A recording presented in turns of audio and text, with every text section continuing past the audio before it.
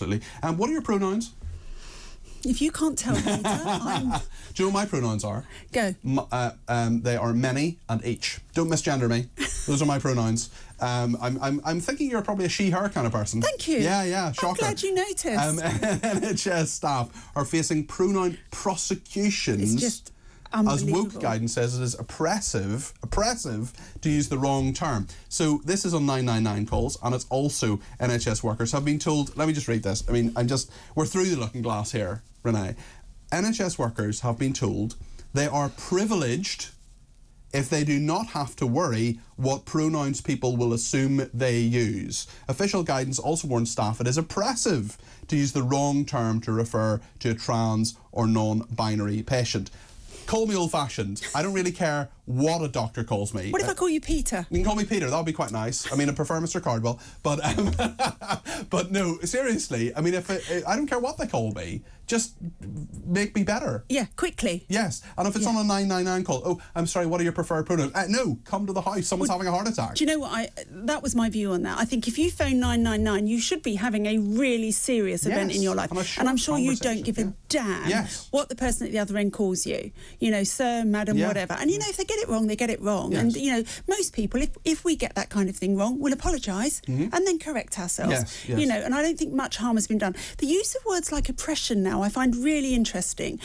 Part of me wonders if people in this country have had it too good for too long and don't even know what the word oppression means. Absolutely. I totally agree with you, Renee, and I think that in terms of that, it actually is a bit of a slap in the face for people who are oppressed, and there are people who really have faced oppression in the past. And when you say, oh, misgendering me or using the wrong pronoun is oppression, that is actually saying to people who have been oppressed, to people who are genuinely victims of sexism, genuinely victims of racism, homophobia, actually you're all in the same camp, whether someone misgenders you or, as we've seen in South West London today, stabs you. Exactly. And you know what, Peter, you know where this all comes from, don't you?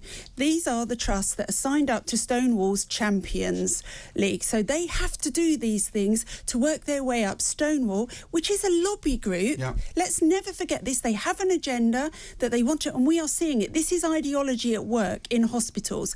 You have to ask why these lobby groups are in our government taxpayer funded institutions. Why? Yeah, I think Stonewall used to do quite a lot of quite reasonable work, actually, and quite good work. And I think they've just been, I don't know what they're up to these days. I really don't.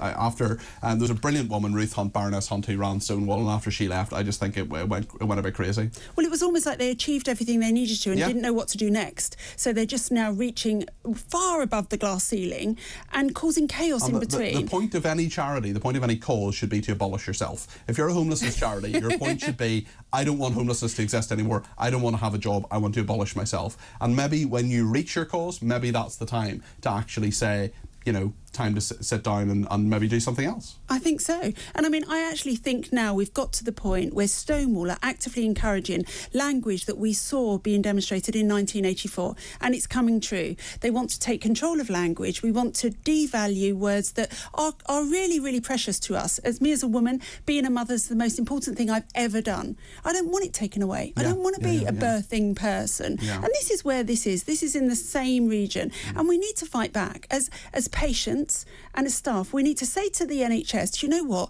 There's 7.5 million people on your waiting list. Can we sort that out? Sort that out. Stop spending money on this. That's the priority, absolutely. No, I mean, call me old-fashioned. I want police officers to catch criminals, and I want the NHS to heal the sick.